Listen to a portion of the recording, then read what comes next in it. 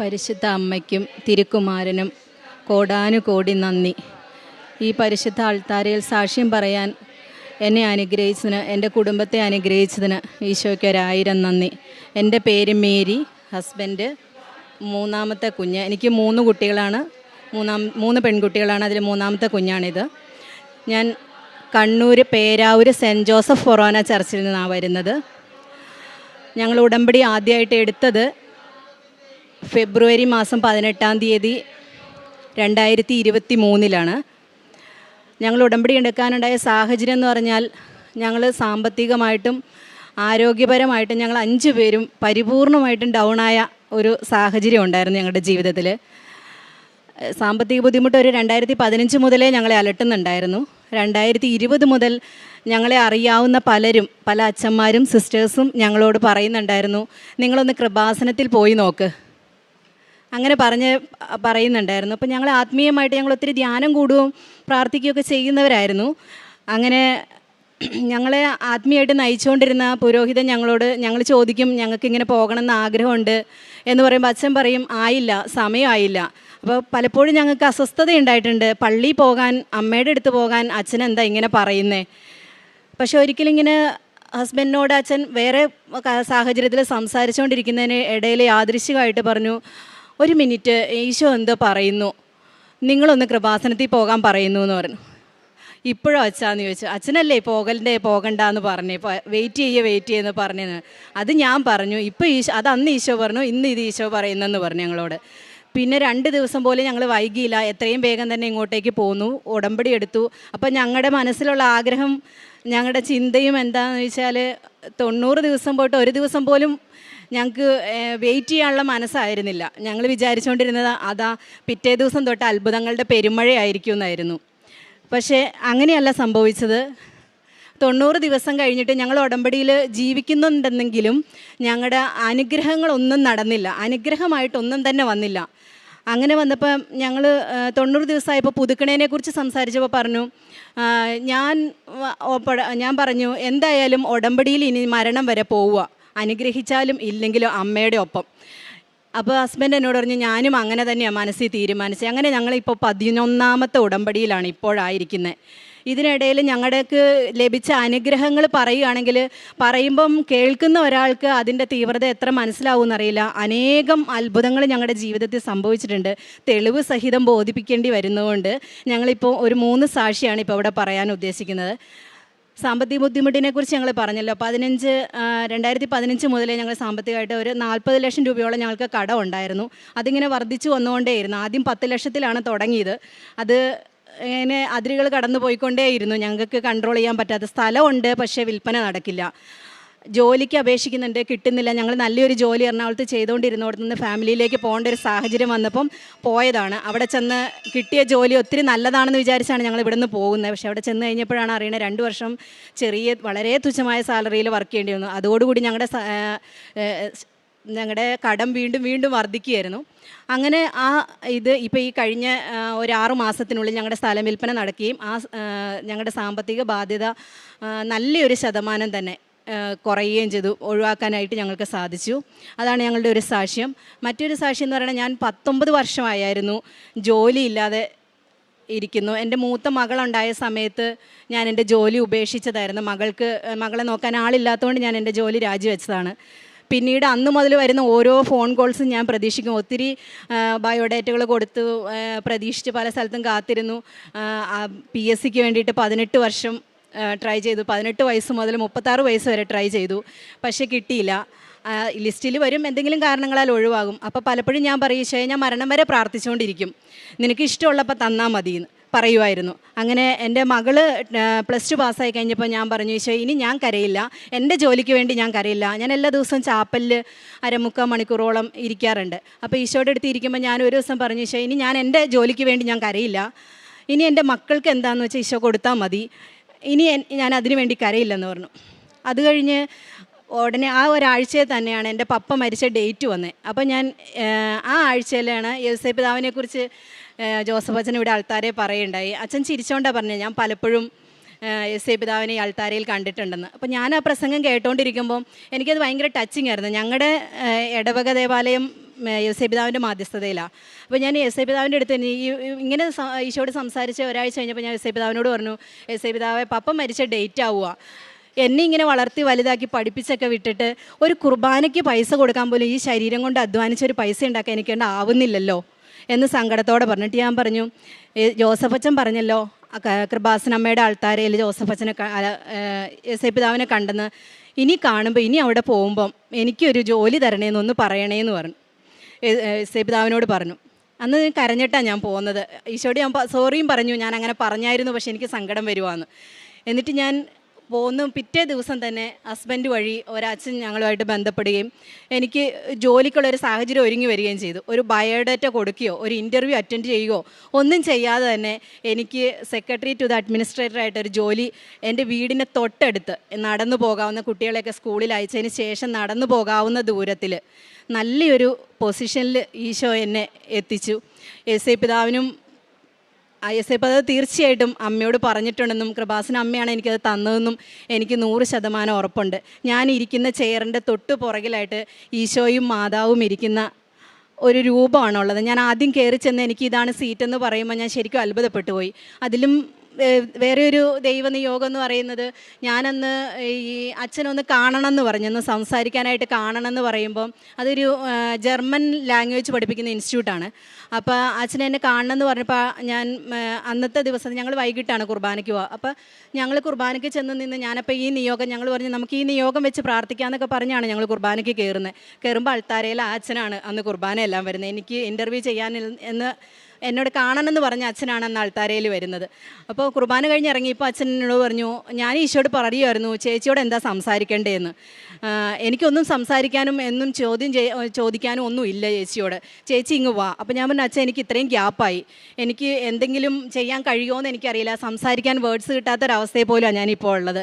10-12 വർഷമായിട്ട് അടുക്കളയിൽ നിന്ന് പോലും പുറത്തേക്ക് ഇറങ്ങാറില്ല, പത്രം പോലും വായിക്കാറില്ല. കാരണം ഇനി എന്തിനാ ഈ അപ്ഡേറ്റ് ആയി ഇരുന്നിട്ട് എന്ത് കാര്യം എന്നുള്ളൊരു ആറ്റിറ്റ്യൂഡിലേക്കൊക്കെ ഞാൻ എത്തിയ സമയമായിരുന്നു. അപ്പോൾ അച്ഛൻ എന്നോട് ചേച്ചി 1 മാസം വന്ന് നോക്ക്. പക്ഷേ ഒരാഴ്ച കഴിഞ്ഞപ്പോൾ അച്ഛൻ എന്നോട് പറഞ്ഞു, ഞങ്ങൾ 100% സാറ്റിസ്ഫൈഡ് ആണ്, ചേച്ചി ഇവിടെ തുടരണം.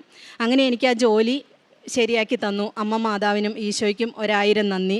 പിന്നെയുള്ള സാക്ഷി എന്ന് പറയുന്നത്, ഞാൻ പറഞ്ഞല്ലോ സാമ്പത്തികമായിട്ടും ആരോഗ്യപരമായിട്ടും ഞങ്ങൾ എല്ലാവരും തളർന്ന അവസ്ഥയിലായിരുന്നു. എൻ്റെ മോൾക്ക് 6.5 വയസ്സ് വരെ ഒരു കുഴപ്പമില്ലാതിരുന്ന കുഞ്ഞാണ്.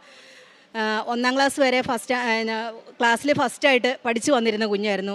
6.5 വയസ്സായപ്പോൾ എൻ്റെ മോൾ ഒരു ദിവസം തല കറങ്ങി കളിച്ചുകൊണ്ടിരുന്നതിൻ്റെ ഇടയിൽ തല കറങ്ങി ഓടി വന്ന് എന്നോട് പറഞ്ഞ് എനിക്ക് ഛർദ്ദിക്കണം എന്ന് പറഞ്ഞു. ഞാൻ വാഷ് ബേസിലേക്ക് കൊണ്ടുപോകുമ്പോഴത്തേക്കും കുഞ്ഞ് കുഴഞ്ഞു വീണു. ഞാൻ എടുത്തിട്ട് ഹോസ്പിറ്റലിൽ കൊണ്ടുപോയി. അപ്പോൾ ഹോസ്പിറ്റലിൽ ചെന്നപ്പം ഞങ്ങൾക്കൊന്നും മനസ്സിലാവുന്നില്ല, വേറെ ഹോസ്പിറ്റലിലേക്ക് മാറണം എന്ന് പറഞ്ഞു. അവിടെ ചെന്നു, അവരും ന്യൂറോളജീനെ കാണിക്കാൻ പറഞ്ഞു. ഞങ്ങൾ കാണിച്ചു, ഡോക്ടറും പറഞ്ഞു ഒന്നും മനസ്സിലാവുന്നില്ല, അടുത്ത ഹോസ്പിറ്റലിലേക്ക് പോകണം. അങ്ങനെ ഞങ്ങൾ പേരാവൂരിൽ നിന്ന് കണ്ണൂർ, കോഴിക്കോട്, അങ്ങനെ അമൃതയിലെത്തി. കോഴിക്കോട് നിന്ന് ഞങ്ങളോട് പറഞ്ഞു ഇതൊരു പ്രത്യേകതരം എപ്പിലെപ്സി ആണെന്ന് ഞങ്ങൾ മനസ്സിലാക്കുന്നതെന്ന് പറഞ്ഞു. അങ്ങനെ അവിടെ നിന്ന് അവർ മെഡിസിനും സ്റ്റാർട്ട് ചെയ്തു. ആ മെഡിസിൻ കൊടുത്ത അന്ന് മുതൽ എൻ്റെ കുഞ്ഞല്ലാതായി മാറുമായിരുന്നു. ദേഷ്യം, അസ്വസ്ഥത, ക്ഷീണം, സ്കൂളിൽ പോവില്ല, എപ്പോഴും പഠിക്കില്ല, എപ്പോഴും വഴക്ക്, അങ്ങനെ എൻ്റെ കുഞ്ഞേ അല്ലാണ്ടായി മാറി, പഴയ കുഞ്ഞേ അല്ലാതായി മാറി. അപ്പോൾ എന്നും സങ്കടമായിരുന്നു എനിക്ക്, ഇതെന്താ ഈ മോള് മാത്രം ഇങ്ങനെ ആകുന്നേ, ഇങ്ങനെ മാറിപ്പോകുന്നേ. അപ്പോൾ ഡോക്ടറോട് സംസാരിക്കുമ്പോൾ ഡോക്ടർ പറയും അത് മെഡിസിൻ നിർത്തി കഴിയുമ്പോൾ ശരിയായിക്കോളും, അതൊക്കെ ഉണ്ടാവും, അതതിൻ്റെ സൈഡ് എഫക്റ്റാണ്. ഞങ്ങൾ ഗൂഗിളിൽ നോക്കുമ്പോൾ 200ഓളം സൈഡ് എഫക്റ്റാണ് ആ മെഡിസിൻ, അവരന്ന് കൊടുത്തിരിക്കുന്ന മെഡിസിന്. പിന്നീടും ഇങ്ങനെ വന്നുകൊണ്ടേയിരുന്നു, എപ്പിസോഡ് വന്നുകൊണ്ടേയിരുന്നു. അപ്പോൾ എല്ലാവരും പറഞ്ഞു ഇങ്ങനെ പോയ മെഡിസിൻ കൊടുക്കുന്നു, കൊച്ചിന് സൈഡ് എഫക്റ്റ് ഉണ്ടാകുന്നു, രോഗം മാറുന്നില്ല, നിങ്ങൾ വേറെ ഏതെങ്കിലും ഹോസ്പിറ്റലിൽ പോകും. അങ്ങനെ ഞങ്ങൾ അമൃതയിലെത്തി. അമൃതയിലാണ് ഇവിടെ ഏഷ്യയിലെ തന്നെ നമ്പർ 1 ന്യൂറോളജി എന്ന് പറഞ്ഞാണ് ഞങ്ങൾ അവിടെ എത്തുന്നത്. അവിടെ വന്ന് ഡോക്ടറെ കാണിച്ചു. ഡോക്ടർ പറഞ്ഞു നമുക്ക് അവിടെ നിന്ന് മെഡിസിൻ സ്റ്റാർട്ട് ചെയ്തുകൊണ്ട് ഇത്രയും ഡോസൊന്നും പോകേണ്ട ആവശ്യം ഉണ്ടായില്ല, പക്ഷേ അവിടെ നിന്ന് സ്റ്റാർട്ട് ചെയ്ത മെഡിസിൻ അങ്ങനെ സ്റ്റോപ്പ് ചെയ്യാൻ പറ്റില്ല. പ്രത്യേകിച്ച് കൊച്ചിന് എപ്പിസോഡ്സ് വന്നുകൊണ്ടിരിക്കുന്നതുകൊണ്ട് ഒന്നും ചെയ്യാൻ പറ്റില്ല. സാധാരണഗതിയിൽ ഇങ്ങനെയുള്ള ഈ അസുഖത്തിന് VG എടുത്തു കഴിഞ്ഞാൽ ഇത്രമാത്രം ഡിസ്ചാർജ് കാണാറില്ല, പക്ഷേ മോളുടെ ഇതിൽ വളരെ അധികമാണ് കാണുന്നതെന്ന് പറഞ്ഞു. ഞങ്ങൾ അമ്മയുടെ ഇവിടെ വന്ന് ഉടമ്പടിയിൽ വെച്ച് പ്രാർത്ഥിച്ചു. ഓരോ പ്രാവശ്യം ഉടമ്പടി പുതുക്കുമ്പോൾ ഞാൻ പറയും അമ്മേ മാതാവേ വേറെ ഒന്നും തന്നില്ലല്ലോ, എൻ്റെ കുഞ്ഞിനെ എനിക്ക് പഴയ പോലെ തിരിച്ചു തരണേ എന്ന് പറഞ്ഞ് എന്നും കരഞ്ഞ് ഞാനിവിടെ ഒത്തിരി പ്രാവശ്യം വന്ന എല്ലാ പ്രാവശ്യവും ഇവിടെ വന്ന് മുട്ടുകുത്തിന്ന് ഒത്തിരി കരഞ്ഞിട്ട് പോയിട്ടുണ്ട് ഞാൻ. ലാസ്റ്റ് എപ്പിസോഡ് ജനുവരിയിലാണ് വരുന്നത്. ജനുവരിയിൽ വലിയൊരു എപ്പിസോഡാണ് വന്നത്. ആദ്യം 1 സെക്കൻഡ് 2 സെക്കൻഡ് ആയിരുന്നെങ്കിൽ 20 മിനിറ്റ് വരെ അൺകോൺഷ്യസ് ആകുന്ന ഒരു അവസ്ഥയിലേക്കാണ് മോള് പോയത്. അപ്പോഴൊക്കെ ഏറ്റവും വലിയ പ്രശ്നം എന്ന് പറഞ്ഞാൽ ഈ മെഡിസിൻ്റെ സൈഡ് എഫക്റ്റ് ആയതുകൊണ്ട് മോൾക്ക് വെയിറ്റ് കൂടിയതുകൊണ്ട് ഞങ്ങൾക്ക് 2 പേരും കൂടി എടുത്താൽ പോലും കുഞ്ഞ് തളർന്നു കഴിഞ്ഞാൽ പിന്നെ ഞങ്ങൾക്ക് എടുത്തിട്ട് ഹോസ്പിറ്റലിൽ പോകാൻ പറ്റാത്ത അവസ്ഥ വന്നിട്ടുണ്ട്. ഒരിക്കൽ ഞാൻ മാത്രം ഉള്ളപ്പോഴും ഗ്രാൻഡ് പേരൻസും ഉള്ളപ്പം രോഗം വന്നിട്ട് ഞാൻ നിന്ന് കരയുമല്ലാതെ എനിക്കൊന്നും ചെയ്യാൻ പറ്റില്ല. കൊച്ച് കരിനീല കളറായിട്ടും എനിക്ക് എടുക്കാൻ പറ്റുന്നില്ല, പൊങ്ങുന്നില്ല കുഞ്ഞ്. അങ്ങനെ ഒരു അവസ്ഥ വരെ വന്നു. അടുത്തുനിന്ന് ആളുകളെല്ലാം വിളിച്ചിട്ടാണ് ഞങ്ങളന്ന് ഹോസ്പിറ്റലിലാക്കുന്നത്. അപ്പോൾ ലാസ്റ്റ് എപ്പിസോഡ് വന്നപ്പോൾ അവർ പറയുകയാണ്, ഇത് സാധാരണഗതിയിൽ 12 വയസ്സ് 13 വയസ്സോടുകൂടി മാറിപ്പോകും. പക്ഷേ മോളുടെ കേസ് കണ്ടിട്ട് ഓരോ ദിവസം കൂടിയാണ് വരുന്നത്. ഒരു പക്ഷേ ഇതൊരു ജനറൽ സീഷറായി മാറിയിട്ടുണ്ടാകാം. അതുകൊണ്ടായിരിക്കാം ഇങ്ങനെ ഉണ്ടാകുന്നത്. പലപ്പോഴും ഞങ്ങൾ ഡോക്ടറോട് പല സംശയം ചോദിക്കുമ്പോഴും ഡോക്ടർക്ക് പലപ്പോഴും ഇങ്ങനെ ഒരു ക്വസ്റ്റ്യൻ മാർക്കാണ്. ഡോക്ടർക്കും നല്ലൊരു ഉത്തരം, ഞങ്ങളെ സാറ്റിസ്ഫൈ ചെയ്യുന്ന ഒരു ഉത്തരം തരാൻ കഴിയാറില്ലായിരുന്നു.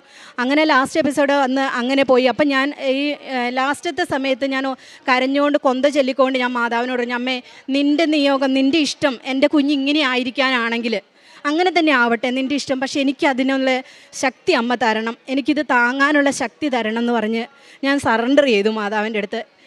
ഞാൻ ഇനി ഇതിനു വേണ്ടി വാശി പിടിക്കില്ല. ജോലിക്ക് വേണ്ടി പറഞ്ഞ പോലെ തന്നെ ഞാൻ പറഞ്ഞു, ഞാൻ വാശി പിടിക്കുന്നില്ല, അമ്മയുടെ ഇഷ്ടം നിറവേറട്ടെ എന്ന് പറഞ്ഞു. പക്ഷേ ആ എപ്പിസോഡ് കഴിഞ്ഞ് 3 ദിവസം കഴിഞ്ഞപ്പോൾ അവർ പറഞ്ഞു, ഇതിന് ഇത്രയും മെഡിസിൻ പോയിട്ട് ഈ കുഞ്ഞിന് എന്തുകൊണ്ട് ഇങ്ങനെ വരുന്നെന്ന് അറിയാനായിട്ട് 3T MRI ചെയ്യണമെന്ന് പറഞ്ഞു. ബ്രെയിൻ്റെ MRI ചെയ്യണമെന്ന്. അങ്ങനെ MRI ചെയ്ത് കഴിഞ്ഞപ്പോൾ MRI ചെയ്ത ഹോസ്പിറ്റലിൽ നിന്ന് ഞങ്ങളോട് 2 മണിക്കൂർ കഴിഞ്ഞ് വരാനാണ് പറഞ്ഞു. ഞങ്ങൾ അത് കോള് വരുമ്പോൾ എല്ലാം ശരിക്കും പറഞ്ഞാൽ ഞാൻ കിലുകില വിറക്കിയായിരുന്നു. എനിക്ക് എന്താണ് അവരുടെ മറുപടി എന്ന് അറിയാൻ പറ്റാതെ. അപ്പോൾ അവർ വിളിച്ചിട്ട് ചോദിക്കുന്നത്, ഇതിന് മുന്നേ എടുത്ത ഏതെങ്കിലും MRIയോ EGയോ എന്തെങ്കിലും ഉണ്ടോ, ഈ കൊച്ചിന് ഇങ്ങനെ എന്തെങ്കിലും പ്രോബ്ലം ഉണ്ടായിരുന്നതാണോ എന്നാണ് അവരെന്നോട് ചോദിക്കുന്നത്. ആ ദിവസങ്ങളിലെല്ലാം ഞാൻ കണ്ടിന്യൂസ് ആയിട്ട് അമ്മയോട് ചേർന്ന് ശുശ്രൂഷ ചെയ്യാൻ പല ഇങ്ങനെ ദൈവദാൻ സെൻറ്ററുകളുണ്ട്, വയ്യാത്തവരെ ശുശ്രൂഷിക്കുന്ന സെൻറ്ററുകളുണ്ട്, അവിടെയെല്ലാം പോയിക്കൊണ്ടിരുന്നു. കരഞ്ഞുകൊണ്ടാണ് ഞാൻ അവർക്കുള്ള വസ്ത്രം എല്ലാം അലക്കി കൊടുക്കുമ്പോൾ ഞാൻ കരയും, അമ്മേ മാതാവേ ഇതുപോലെ എൻ്റെ കുഞ്ഞിൻ്റെ ബ്രെയിനും അമ്മ അലക്കി വെളുപ്പിച്ച് തരണേ, അങ്ങനെ പ്രാർത്ഥിക്കും. ഞാൻ വീട്ടിലെ തുണി അലക്കുമ്പോഴും ഭക്ഷണം കഴിക്കുമ്പോഴും പാത്രം കഴുകുമ്പോഴും എല്ലാം ഇങ്ങനെ പറഞ്ഞുകൊണ്ടിരിക്കും, അമ്മേ മാതാവേ എൻ്റെ കൂടെ ഉണ്ടാവണേ, വരണേ, എന്നെ അനുഗ്രഹിക്കണേ, എൻ്റെ കൂടെ നിൽക്കണേ, എനിക്കെല്ലാം താങ്ങാനുള്ള ശക്തി തരണേ. എനിക്കിവിടെ എണ്ണി പറയാൻ പറ്റാത്തത്ര വേറെ കാര്യങ്ങളും പ്രശ്നങ്ങളും എല്ലാം ഉണ്ട്. പക്ഷേ എങ്കിലും ഞാനിങ്ങനെ അമ്മയോട് പറയും, ചേർന്ന് നിൽക്കും തോറും എനിക്ക് ഈ പ്രശ്നങ്ങളൊന്നും, എനിക്ക് വലിയ പ്രശ്നങ്ങളായി തോന്നിയിരുന്ന പല കാര്യങ്ങളും വളരെ ചെറുതായി തോന്നാൻ തുടങ്ങി. പ്രശ്നങ്ങളെല്ലാം വളരെ ചെറുതാവാൻ തുടങ്ങി. അങ്ങനെ ലാസ്റ്റത്തെ ഇത് ഇങ്ങനെ മാതാവിൻ്റെ മുമ്പിൽ സറണ്ടർ ചെയ്തതിന് ശേഷം 3T MRI എടുക്കുമ്പോൾ അവർ ചോദിച്ചു, ഞങ്ങൾക്ക് ഇതിലൊന്നും കാണാൻ കഴിയുന്നില്ല, കൊച്ചിൻ്റെ ബ്രെയിൻ പരിപൂർണമായും ഈ ഏജിൽ എങ്ങനെ ഇരിക്കണോ അങ്ങനെ തന്നെയാണ് ഉള്ളതെന്ന് പറഞ്ഞു. അന്ന് മുതൽ ഞങ്ങൾ നന്ദി പറഞ്ഞ് പ്രാർത്ഥിക്കാൻ തുടങ്ങി. അത് കഴിഞ്ഞ ശേഷം അത് ഞങ്ങൾ എടുക്കുന്നത് കോഴിക്കോട് നിന്നാണ്. കോഴിക്കോട് നിന്ന് എടുത്ത് അതുകൊണ്ട് ഞങ്ങൾ അമൃതയിൽ വരുന്നു. അമൃതയിൽ വന്ന് ഡോക്ടർ VG വീണ്ടും VG എടുക്കുന്നു. അപ്പോൾ ഡോക്ടർ ശരിക്കും പറഞ്ഞാൽ ഞങ്ങൾക്ക് ആദ്യം തന്നെ ഇവർ റിപ്പോർട്ട് തന്നു. ഈ ടെക്നീഷ്യൻ റിപ്പോർട്ട് തന്നപ്പോൾ ഞങ്ങൾ നോക്കുമ്പോൾ കൊച്ചിൻ്റെ MRIയിൽ ഈ VGയിൽ നോർമൽ എന്നാണ് കാണുന്നത്, ഒന്നുമില്ല, ഒരു പ്രശ്നവും ഇല്ലെന്നാണ് VG കാണുന്നത്. പക്ഷേ ഡോക്ടർ ഞങ്ങളോട് കണ്ടേച്ച് പറഞ്ഞു, ഡോക്ടർക്ക് അത് വിശ്വസിക്കാൻ പറ്റുന്നില്ല. ഡോക്ടർ നിങ്ങളുടെ കയ്യിൽ തന്ന റിപ്പോർട്ട് ഞങ്ങൾക്ക് തരണം. ഞങ്ങൾ ഓൾറെഡി അതിൻ്റെ ഫോട്ടോ എടുത്ത് ഞങ്ങൾക്ക് വേണ്ടി പ്രാർത്ഥിക്കുന്ന 1-2 പേർക്ക് അയച്ചു കൊടുത്തിട്ടുണ്ടായിരുന്നു. അപ്പോൾ നിങ്ങളുടെ ആ റിപ്പോർട്ട് ഞങ്ങൾക്ക് തിരിച്ചു തരണം എന്ന് പറഞ്ഞു. കാരണം വിശ്വസിക്കാൻ പറ്റാത്തത് കൊണ്ടാണ് ഡോക്ടർ അങ്ങനെ പറഞ്ഞത്. എന്നിട്ട് അതിൻ്റെ അകത്ത് ഓൾമോസ്റ്റ് നോർമൽ എന്നാക്കി ഞങ്ങൾക്ക് റിപ്പോർട്ട് തന്നു. അപ്പോഴും എനിക്ക് ഒത്തിരി വേദന തോന്നി. കാരണം അന്ന് തൊട്ടേ മെഡിസിൻ നമുക്ക് കുറച്ച് തുടങ്ങാമായിരുന്നല്ലോ. പക്ഷേ ഞാൻ വിചാരിച്ചു, അമ്മയെ വേണ്ട, ഞാൻ ഇത് സറണ്ടർ ചെയ്തതല്ലേ, പിന്നെ എന്തിനാണ് ഞാൻ കൂടുതൽ ആഗ്രഹിക്കുന്നത്. വീണ്ടും വിട്ടുകൊടുത്തു അമ്മയ്ക്ക്. അടുത്ത പ്രാവശ്യം ഇപ്പോൾ കഴിഞ്ഞ മാസം ഞങ്ങൾ ചെന്നു, VG എടുത്തു, സെയിം തന്നെ നോർമൽ. അപ്പോൾ ഡോക്ടർ പറഞ്ഞു, ഇത് നോർമലായി, കുഞ്ഞിന് ഒരു കുഴപ്പമില്ല. സാധാരണഗതിയിൽ 12-13 വയസ്സിലാണ്. പക്ഷേ ഇത് ഇങ്ങനെയാണ് ഞങ്ങൾ ആദ്യം മനസ്സിലാക്കി വെച്ചിരുന്നത്. ഒരു ജനറൽ സീഷറിലേക്ക് പോവുകയും ലൈഫ് ലോങ് മെഡിസിൻ കഴിക്കുകയും ചെയ്യേണ്ടി വരുമെന്നായിരുന്നു ഞാൻ എഴുതി വെച്ചിരുന്നത്. പക്ഷേ മോൾക്ക് ഇനി മെഡിസിൻ വേണ്ട, സ്റ്റോപ്പ് ചെയ്യാം. എല്ലാ ദിവസവും നേർച്ച വസ്തുക്കൾ ഉപയോഗിക്കും. രാത്രിയിലും രാവിലെ ആദ്യം ഉണർന്നാലും ഇതാണ് ഞാൻ ചെയ്യാറ്. പ്രത്യക്ഷീകരണ പ്രാർത്ഥന, അച്ഛൻ്റെ ഡെയിലി ബ്രെഡ് എല്ലാ ദിവസവും കൂടും. മോളെ എല്ലാ ദിവസവും ഞാൻ നെറുകയിലും നെറ്റിയിലും കുരിശ് വരച്ച് വിശ്വാസ പ്രമാണം ചൊല്ലി പ്രാർത്ഥിക്കും. കൂടാതെ ഞങ്ങൾ ഈ അവസാനത്തെ VG എടുക്കുന്നതിന് തൊട്ട് മുമ്പ് വന്ന് ജോസഫ് അച്ഛനെ കാണുകയും ജോസഫ് അച്ഛൻ തൈലം കൊണ്ട് ആശീർവദിക്കുകയും ചെയ്തിരുന്നു മോളെ. അതിനുശേഷമാണ് ഹോസ്പിറ്റലിൽ നിന്ന് ഞങ്ങൾക്ക് പരിപൂർണമായിട്ട് സൗഖ്യപ്പെട്ടു എന്നുള്ള റിപ്പോർട്ട് തന്നത്. ഇതാണ് ഞങ്ങളുടെ 3 സാക്ഷ്യങ്ങൾ. അമ്മയ്ക്കും ഈശോയ്ക്കും 1000 നന്ദി. ഞങ്ങൾ ചെയ്യുന്ന സുവിശേഷ വേല, കാരുണ്യപ്രവർത്തികൾ പറയാം. കാരുണ്യപ്രവർത്തിയായിട്ട് ഞങ്ങൾ 2 അനാഥാലയങ്ങളിൽ പോകാറുണ്ട്. 3 സ്ഥലത്ത് പോകാറുണ്ട്. ഒരു സ്ഥലത്ത് ഞങ്ങൾ അവിടെ മക്കളെ കാണുക, അവരോട് സംസാരിക്കുകയൊക്കെ ചെയ്യുള്ളൂ. ബാക്കിയുള്ള സ്ഥലങ്ങളിൽ വയസ്സായ ആളുകളാണ്, മെൻ്റലി ബുദ്ധിമുട്ടുള്ള ആളുകളാണ്. അവരുടെ അടുത്ത് പോയി സംസാരിക്കും, അവരുടെ അടുത്ത് കുറച്ച് സമയം ഇരിക്കും. അപ്പോൾ ഒരാഴ്ച ചെന്നില്ലെങ്കിൽ അവർ ചോദിക്കും, വന്നില്ലല്ലോ, ഞങ്ങളെ കാണാൻ വന്നില്ലല്ലോ എന്ന്. ആദ്യ കാലങ്ങളിൽ ഉടമ്പടി എടുക്കുന്നതിന് മുമ്പെല്ലാം എനിക്ക് ഇങ്ങനെയുള്ള സ്ഥലത്തെല്ലാം പോകണം, അവരെയൊക്കെ കാണണമെന്ന് ആഗ്രഹമുണ്ട്. പക്ഷേ എനിക്ക് പേടിയായിരുന്നു. അവരെയൊക്കെ കണ്ടു കഴിയുമ്പോൾ അവരുടെ വേദന കാണുമ്പോൾ ഞാൻ ഭയങ്കരമായിട്ട് ടയേർഡായിട്ടായിരിക്കും തിരിച്ചു വരുന്നത്. ഞാൻ മെൻ്റലി തളർന്നായിരിക്കും തിരിച്ച് വീട്ടിലോട്ട് എത്തുക. അപ്പോൾ അങ്ങനെ ആയതുകൊണ്ട് ഞാൻ അങ്ങനെയുള്ളവരെ കാണാൻ പോകാറില്ലായിരുന്നു. പക്ഷേ ഉടമ്പടി എടുത്തതിന് ശേഷം ഞാൻ ഓരോ പ്രാവശ്യം പോകും തോറും എനിക്ക് ശക്തി കിട്ടുകയും ചെയ്തു, പോവാനായിട്ട്, അവരെ കാണാനായിട്ട്, ആശ്വസിപ്പിക്കാനായിട്ടും. ചില കുട്ടികളൊക്കെ വയ്യാത്ത ഒരു മോളുണ്ട്, ഞാൻ താഴെ എത്തും, അവൾ മുകളിലാണ് കിടക്കുന്നത്. താഴെ എത്തുമ്പോഴത്തേക്കും എൻ്റെ സംസാരത്തിന് സൗണ്ട് കേൾക്കുമ്പോൾ അവൾ അവിടെ അറിയും. അവളവിടെ കിടന്ന് ചിരിക്കാൻ തുടങ്ങും. കൈയും കാലും എല്ലാം വളരെ വളഞ്ഞ് നമുക്ക് കണ്ട വിഷമം തോന്നുന്ന അവസ്ഥയിലാണ് മോളുള്ളത്. പക്ഷേ എൻ്റെ സൗണ്ട് കേൾക്കും. അപ്പോഴാണ് എനിക്ക് മനസ്സിലായത് ആ ഒരു വേർഡ് അല്ലെങ്കിൽ എൻ്റെ ഒരു സംസാരം, സാമീപ്യം അവൾ എത്രമാത്രം സന്തോഷിപ്പിക്കുന്നു എന്ന്. അതിനുശേഷം ഞാൻ മക്കളും പറയും, അമ്മേ അങ്ങനെയുള്ളിടത്ത് പോകുമ്പോൾ ഭയങ്കര വിഷമമാണ്. ഞാൻ പറയും, ഇല്ല അങ്ങനെയല്ല, ഒരു നിമിഷം അവർക്കൊരു സന്തോഷം കൊടുക്കാൻ നമ്മൾക്കായാൽ അത് നമുക്ക് ഈശോയെയാണ് നമ്മൾ അവിടെ കാണിച്ചു കൊടുക്കുക. ആ സമയത്ത് അവർ ഈശോയെയാണ് നമ്മളിൽ കാണുന്നതെന്ന് എല്ലാവരോടും ഞാൻ പറയും, ഈശോയെ എന്ന് വിളിക്കണം, അമ്മയോട് പ്രാർത്ഥിക്കണം. പത്രം കൊണ്ടു കൊടുക്കും, വായിക്കാൻ അറിയാവുന്നവർക്ക് പത്രം കൊടുക്കും. അവർ പറയും, അടുത്ത പ്രാവശ്യം ഞങ്ങൾക്കത് ഭയങ്കര സന്തോഷമാണ്, വായിക്കാനൊന്നും ഇല്ലാത്തപ്പം അത്ഭുതങ്ങളുടെ പെരുമഴയായിട്ട് ഈ പത്രം കൊണ്ടുവരുമ്പോൾ ഭയങ്കര സന്തോഷമാണെന്നാണ് അവർ പറയാറ്. അവർക്കത് പിന്നെ പത്രം കൊടുക്കുന്നത്, പിന്നെ അലക്കി കൊടുക്കും, അവർക്ക് ഡ്രസ്സുകളൊക്കെ അലക്കി കൊടുക്കും. പിന്നെ ഭക്ഷണം ഞങ്ങൾക്ക് പറ്റുന്ന പോലെ, ഞങ്ങളുടെ സാമ്പത്തിക സ്ഥിതി അനുവദിക്കുന്ന അനുസരിച്ചുള്ള ഭക്ഷണങ്ങൾ അവർക്ക് കൊണ്ടു കൊടുക്കും. മിഠായി അങ്ങനെയുള്ളതൊക്കെ അവർക്ക് ആരും കൊടുക്കാനില്ലല്ലോ, അങ്ങനെയുള്ള സാധനങ്ങളെല്ലാം ഞങ്ങൾ കൊണ്ടു കൊടുക്കാറുണ്ട്. വലിയ സന്തോഷത്തോടെയാണ് ഞങ്ങൾ അവരെയും സ്വീകരിക്കുന്നത്. പിന്നെ പത്രം കൊടുക്കുന്നത് ഞങ്ങൾ ചെന്നാൽ ഉടനെ തന്നെ ഓടിക്കൊണ്ടുപോയി എല്ലാവർക്കും പത്രം കൊടുക്കാറില്ല. ഞങ്ങൾ പത്രം കയ്യിൽ വെക്കും, എന്നിട്ട് ഞങ്ങൾ 2 പേരും പത്രം കൊടുക്കും. അത് ആർക്കാണോ ഏറ്റവും അനുയോജ്യമായ വ്യക്തി അവിടെ മാത്രം എത്തിക്കാവുള്ളൂ എന്ന് പ്രാർത്ഥിച്ചുകൊണ്ടിരിക്കും. പിന്നെ ആ പത്രം കുരിശ് വരച്ച് പ്രാർത്ഥിച്ച് വിശ്വാസ പ്രമാണം ചൊല്ലിയാണ് കൊണ്ടു കൊടുക്കാറ്. അതൊരു ഭാരമായിട്ട് തോന്നിയിട്ടില്ല. ആദ്യം ഉടമ്പടി എടുക്കുമ്പോൾ എനിക്ക് ഭയങ്കര ബുദ്ധിമുട്ടായിരുന്നു. ഇത് കൊണ്ടു കൊടുക്കുമ്പോൾ ആളുകൾ എങ്ങനെ സ്വീകരിക്കും, എന്ത് സംസാരിക്കും, എന്നോട് എന്ത് പറയും എന്നൊക്കെ ഉള്ളൊരു വിഷമം ഉണ്ടായിരുന്നു. പക്ഷേ ഇപ്പോൾ അങ്ങനെയൊന്നുമില്ല. അതെൻ്റെ ഒരു ഉത്തരവാദിത്തം ഞാൻ ചെയ്യുന്നത് പോലെയാണ്. ഞാൻ എൻ്റെ മക്കൾക്ക് ഓരോ കാര്യങ്ങൾ ചെയ്തു കൊടുക്കുന്ന പോലെ തന്നെ എൻ്റെ ഈശോയ്ക്ക് വേണ്ടി ചെയ്യാൻ പറ്റുന്ന ഒരു ശുശ്രൂഷ. അമൃതയിൽ ചെന്നാലും ഞാൻ അവിടെ നിന്ന് കൊന്തയിലും ഓരോ രഹസ്യം, ഒരു പത്രം എടുത്ത് കൈ പിടിച്ചിട്ട് ഒരു രഹസ്യം കഴിയുമ്പോൾ ഒരാളെ ഞാൻ നോട്ടം ഇടും, ആ വ്യക്തിയെ സമർപ്പിച്ച് പ്രാർത്ഥിക്കും, എന്നിട്ട് ആ പത്രം അവർക്ക് കൊണ്ടു കൊടുക്കും. ചിലരൊക്കെ റിജക്റ്റ് ചെയ്യാറുണ്ട്, പക്ഷേ റിജക്റ്റ് ചെയ്താലും സ്വീകരിച്ചാലും എനിക്ക് ഒരുപോലെ തന്നെ എൻ്റെ ഡ്യൂട്ടി കൊടുക്കുക എന്നുള്ളതാണ് മാതാവ് എന്നെ ഏൽപ്പിച്ചിരിക്കുന്ന ദൗത്യം. ഞാനത് നിറവേറ്റും. പിന്നെ ഞങ്ങളുടെ കസിൻ ഒരു ബ്രദർ, അച്ഛനുണ്ട്, കസിൻ ബ്രദർ ചാന്ത രൂപതയിലാണ്. അച്ഛൻ മിഷണറിയാണ്. അപ്പോൾ ആ അച്ഛനോട് സംസാരിച്ചിട്ട് ഞങ്ങൾ ഇവിടുന്ന് ഹിന്ദി, മറാത്തി പത്രങ്ങൾ ഇവിടെ അടിക്കണതിനനുസരിച്ച് വിളിച്ച് ചോദിച്ചുകൊണ്ടിരിക്കും. അങ്ങനെ അനുസരിച്ച് ഞങ്ങളത് ഇതേപോലെ തന്നെ ഓരോ പത്രം, ചിലപ്പോൾ 5 കെട്ടൊക്കെ പത്രം ഉണ്ടാകും, എല്ലാം ഞാൻ കുരിശ് വരച്ച് തൈലം കൊണ്ട് കുരിശ് വരയ്ക്കും ഓരോ പത്രത്തിലും. എന്നിട്ട് ഈശോയോട് പറയും, ഇത് ചെല്ലുന്ന ഒരു ആശ്വാസമായിരിക്കണം, അവർക്കൊരു ദാഹിച്ചിരിക്കുന്നവന് കിട്ടുന്ന ഒരു വെള്ളം പോലെ ആശ്വാസമാവണേ എന്ന് പറഞ്ഞ് കുരിശ് വരച്ച് പ്രാർത്ഥിച്ച് അത് ഞങ്ങൾ അയച്ചു കൊടുക്കും. അപ്പോൾ അച്ഛൻ പറയണേ, അച്ഛൻ ഇടയ്ക്ക് ഇപ്പോൾ വിളിച്ച് ചോദിക്കും, ആളുകൾ ഇങ്ങോട്ട് അന്വേഷിക്കുന്നുണ്ട്, പത്രം തരാമോ എന്ന് ചോദിക്കുന്നുണ്ട്. അപ്പോൾ ഞങ്ങളിവിടെ വിളിച്ച് ചോദിക്കുമ്പോൾ ഈ മാസം ഇല്ല അങ്ങനെ പറയും. അങ്ങനെ ഞങ്ങൾ ആവുന്നതനുസരിച്ച് ആ പത്രങ്ങൾ അങ്ങനെ അയച്ചു കൊടുത്ത് അവിടെ ശുശ്രൂഷ ചെയ്യാറുണ്ട്. പിന്നെ വേറെ ഒരു അനുഭവം ഉള്ളത്, മോളുടെ മരുന്ന് സ്ഥിരമായി മേടിച്ചുകൊണ്ടിരുന്ന മെഡിക്കൽ സ്റ്റോറിൽ ഞങ്ങൾ മെഡിസിൻ കുറച്ചു എന്ന് പറഞ്ഞപ്പം ആ മെഡിക്കൽ സ്റ്റോറിലെ വ്യക്തി ഞങ്ങളോട് പറഞ്ഞത്, ഹസ്ബൻഡ് മെഡിസിൻ മേടിക്കാൻ നിൽക്കുമ്പോൾ പറഞ്ഞത്, മെഡിസിൻ ഇനി മുതൽ വേണ്ട ചേട്ടാ, ഇങ്ങനെ മെഡിസിൻ സ്റ്റോപ്പായി എന്ന് പറഞ്ഞപ്പോൾ, ഈ മെഡിസിൻ സ്റ്റോപ്പാക്കിയോ, 20 വർഷം വരെ നിങ്ങൾ ഭയങ്കര ഭാഗ്യവാന്മാരാണല്ലോ, 20 വർഷമായിട്ടും ആ മെഡിസിൻ കഴിച്ചുകൊണ്ടിരിക്കുന്നവരെ എനിക്ക് ഈ അയൽവക്കത്ത് അറിയാവുന്നവരുണ്ടെന്ന് പറഞ്ഞു. എന്നിട്ട് അടുത്ത നിമിഷം ഞങ്ങൾക്ക് പറയാൻ ഇട തരാതെ ആ വ്യക്തി ഇങ്ങോട്ട് തിരിച്ചു പറയുകയാണ്, അത് നിങ്ങളുടെ കൃപാസന മാതാവാണ് നിങ്ങളെ രക്ഷിച്ചതെന്ന്. അപ്പോൾ ഞങ്ങൾ അങ്ങോട്ട് പറയാതെ തന്നെ ഞങ്ങളെ കണ്ട്, ഞങ്ങളുടെ സാക്ഷ്യം കണ്ട് ഇങ്ങോട്ട് ആളുകൾ റിയലൈസ് ചെയ്യുന്ന ഒരു എക്സ്പീരിയൻസ് ഞങ്ങൾക്ക് ഭയങ്കര സന്തോഷം ഉണ്ടാക്കുന്നുണ്ട് ജീവിതത്തിൽ. എല്ലാത്തിനും ഞങ്ങൾക്ക് നൽകിയ എല്ലാ അനുഗ്രഹങ്ങൾക്കും അമ്മ മാതാവിനും ഈശോയ്ക്കും കോടാനുകോടി നന്ദി പറഞ്ഞ് നിർത്തുന്നു. നന്ദി.